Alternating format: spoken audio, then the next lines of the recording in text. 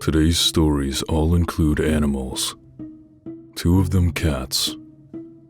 The first is of one with hyperesthesia, a neurological condition that causes a person extreme sensitivity to touch, pain, pressure, and thermal sensations.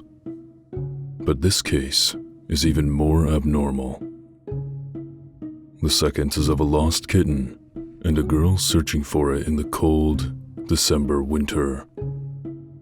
Our final story tells of a shocking lost video art piece titled Cervine Birth, never seen again. Come, listen, and thank you for answering the call of the night spirit.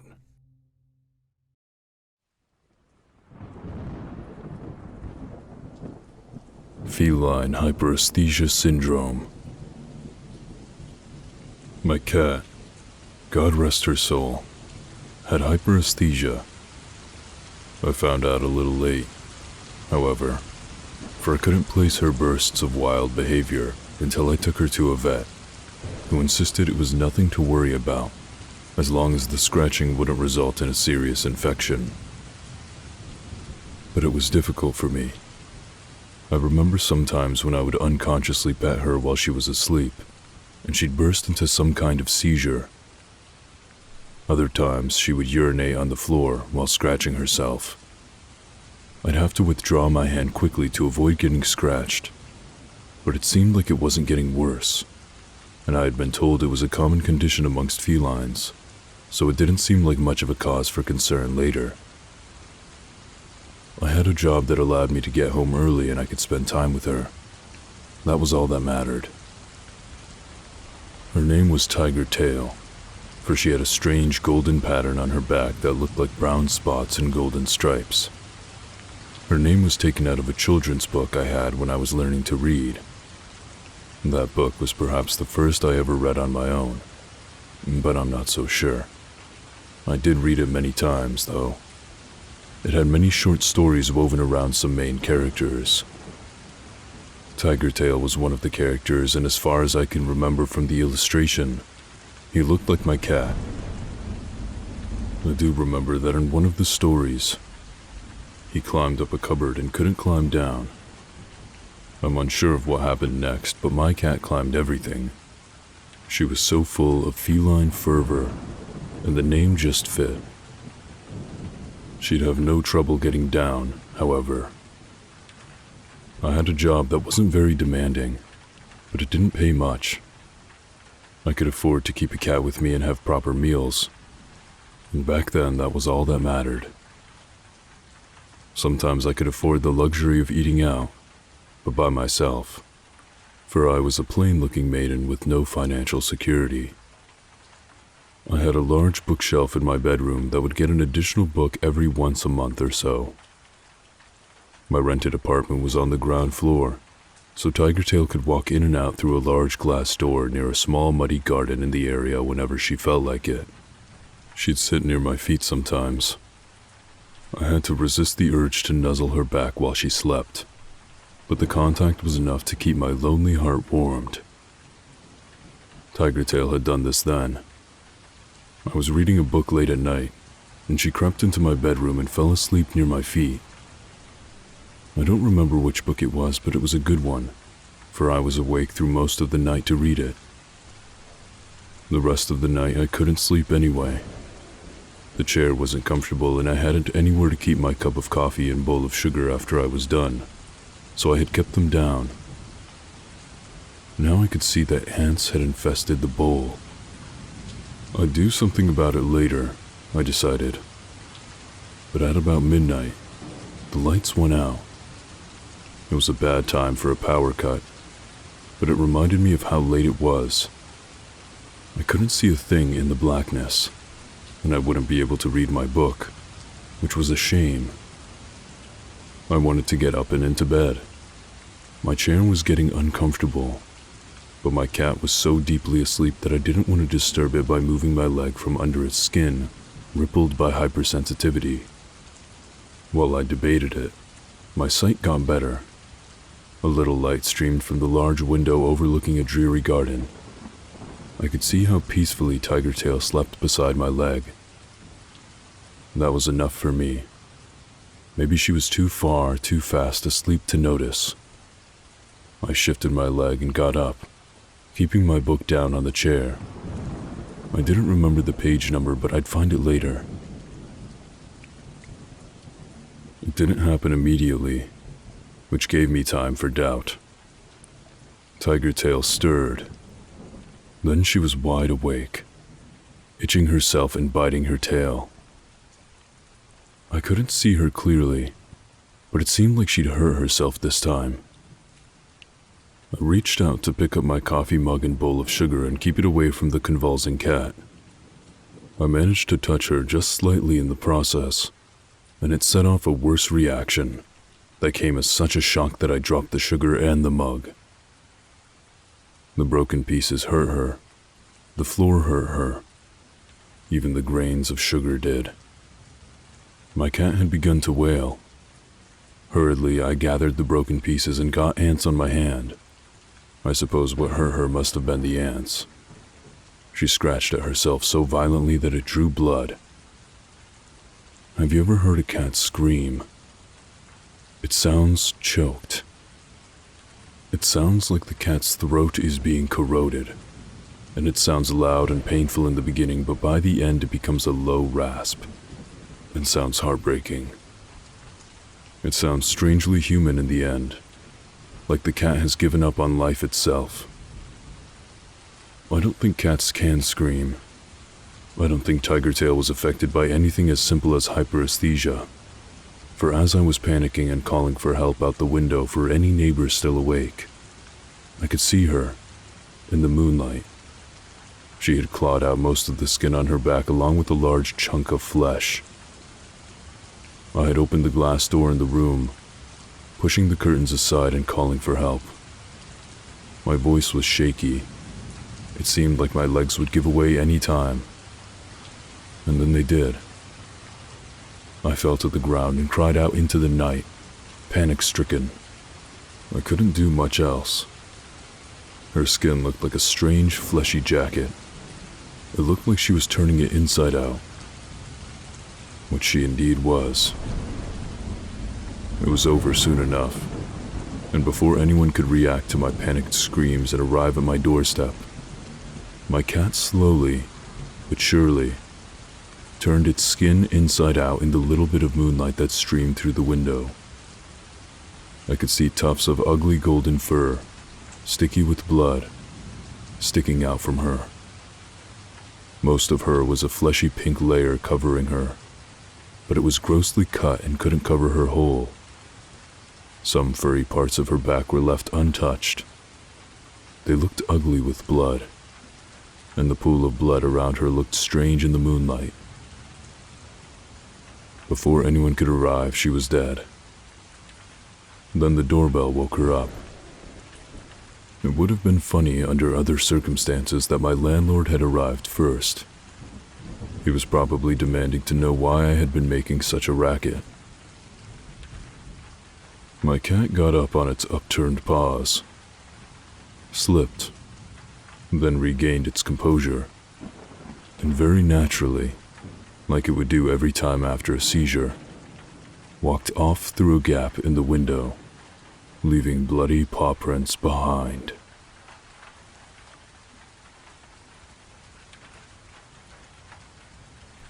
Can you help me find my cat? I was out one night in December around midnight. It was terribly cold, being the day after Christmas. I sighed deeply, almost amused at seeing my breath. I was tired, walking home from my friend Ricky's house. We just got done eating a ton of snack food and playing Pokemon, battling over and over like when we were kids. How I miss those days. I'm 17 now, and kind of a nerd. I don't have a lot of friends, but I cherish the ones I do have. I don't have a girlfriend, but I do have a crush or two. Anyway, I loved taking walks at night. It was so quiet and peaceful. I really loved the cold air caressing my cheeks and fingers. I sighed again. Almost home. Just a block away was my house, where I lived with my mom and two bratty younger sisters of 15 and 10. Part of me didn't want to go home, worried Mom would catch me up late and scold me for being out alone. And suddenly, I saw her. She was pretty. Kind of short, but not a child. She had wavy blonde hair and was wearing satin pants and a light blue tank top. As I got closer, I could see her face. Her pale skin was almost white as snow, with piercing green eyes. Her lips and fingers were blue. She looked very sad and very cold. I imagined it was because she was barefoot and had nothing on her arms. As I got about 3 feet away from her, she took a step towards me and said in a chilling, soft, yet raspy voice, "Can you help me find my cat?" I shrugged and tried to smile. "Sure, where do you think he is?" She pointed to a truck parked in a driveway. I nodded and walked with her to the car. Before walking around it, I took off my jacket and offered it to her. "Here, you're gonna freeze to death." She smiled sadly, looking up at me. After a short pause, she whispered, "I already have." By then, I was getting freaked out by her. I didn't believe in ghosts or anything, plus I could see her breathing. I put my jacket around her shoulders, and for some reason I was relieved when it stayed there. I made my way around the car. Sure enough, there was a kitten underneath. I reached in and pulled him out. To his surprise, he must have been focusing on her. He purred in my arms and eagerly jumped to the girl when he saw her. She smiled at me, joyful tears now cascading down her snowy beige skin. She grinned wide and scratched the cat's ears. "Thank you so much." I smiled back, glad that she was happy. She turned to walk, and it was in the direction I was heading in. I made conversation after a moment, briefly reaching over to pet the kitten. We talked about the weather, work, music, and the like. She was 17, named Hannah. She was out for a long time looking for her cat, freezing in the cruel December air. Of course, our talk was very short-lived since I was close to home. "Jack," she said, "thank you so much for helping me." She grinned. "Of course," I said, blushing. She reached over and kissed my cheek. Her blue lips were like ice on my numb face. I shivered at the touch, though flattered that she did such a thing. I went to stammer a reply, but she had turned. Her words echoed in my head. And then I realized something. "Wait, I didn't tell you my name. How did you?"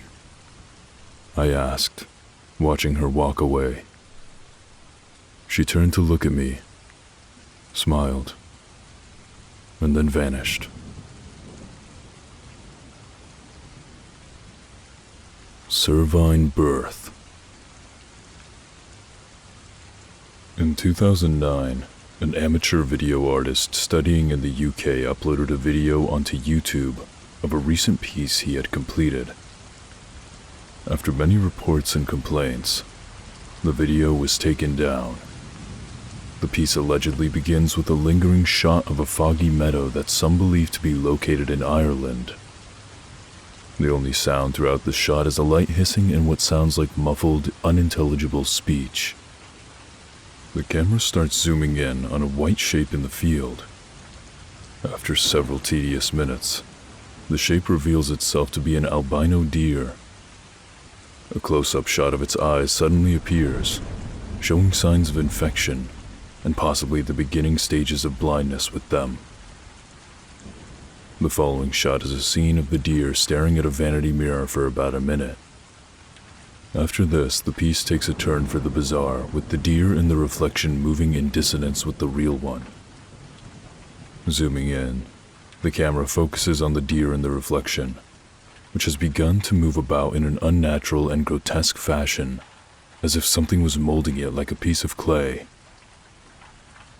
As these unnerving contortions continue, the camera zooms out, showing a shot of the real deer lying on the ground. People have described the deer as looking strangely at peace. The shot goes on for roughly 2 minutes. The reflection is still twisting and gesticulating, but the mirror itself seems to be growing darker. The deer lying on the ground then starts to excrete a dark fluid from under its tail, suggesting that a birth is about to occur. The tar-like substance continues to bubble and seep out of the deer and onto the ground. This is the point where many people claim to have stopped watching it. Some accounts vary on what happens next, but many describe a scene where a stillborn, humanoid infant is birthed from the deer, covered in the dark, tar-like sludge that makes it hard to describe exactly what it looks like. Some have claimed it was a model of a human-animal hybrid, put together by the artist for the sake of the film. A blurry close-up shot of the hybrid's face is seen for a few seconds before it cuts back to the mirror, now broken, within the same field from the beginning. Black and white stock footage of an audience applauding is shown in slow motion, and then the film ends with a 5-minute shot of a black screen, accompanied by unintelligible murmuring slowly fading in volume. Many say that the film can no longer be found online, while others say that the audio track is sometimes circulated around file-sharing programs like BitTorrent. There are even some who claim to have attained the film itself through such means. Occasionally, screenshots surface on image boards and other sites, but the film itself has hardly ever been seen since its initial debut. A year later, the artist posted another video on YouTube. This time it was just 5 minutes of a black screen and silence with just a link to a webcam site in the description to serve as evidence. Viewers describe seeing a pair of dangling pale feet slightly rotating above a knocked-over chair. The creator of this video, Cervine Birth, is best known for this shocking final piece, but many are not aware of his earlier works, which are similar in terms of content and style. Shot in black and white, the piece often referred to as Foxtrot was created in early 2005. The film begins with a shot of a moonlit forest, with a slow fade to the beginning of the first scene. A gaunt, malnourished-looking fox is seen staggering through the forest, wailing and crying out in a haunting voice, with what appears to be a noose tied around its neck. The camera follows the rope to the end, where the fox's cubs can be seen dragging behind. It isn't certain whether the cubs are dead or not. The film cuts to a brief shot of the crescent moon as it slowly devolves into a shapeless blur. The soundtrack for the film so far has consisted mostly of the fox's wailing, and a wailing musical track many describe as unnatural and unnerving. It cuts to a clearing in the forest. The fox is seen ambling toward the center, still dragging her young behind her. The music gradually fades into silence as the fox is curling up on the ground, getting ready to die. After a few minutes, with nothing but her final breaths breaking up the silence, a close-up of her face is shown. Her eyes are still glimmering under the moonlight. A pair of small, pale, childlike hands start to caress her face. More small hands start showing up in the shot before the camera slowly zooms out to show much of the fox's body, being covered in caressing hands and arms. The shot flickers out a few times before cutting to the interior of a darkened household. The camera slowly makes its way into a dining room, where a family of corpses is shown decaying in their seats. On the table is the same fox, but this time it is alive and healthy, tending to her cubs.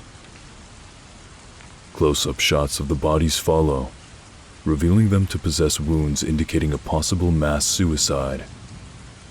In the closing shot, a moth is seen fluttering about a dangling light bulb in a dark room when a hand that can only be described as animal-like reaches up and shuts it off.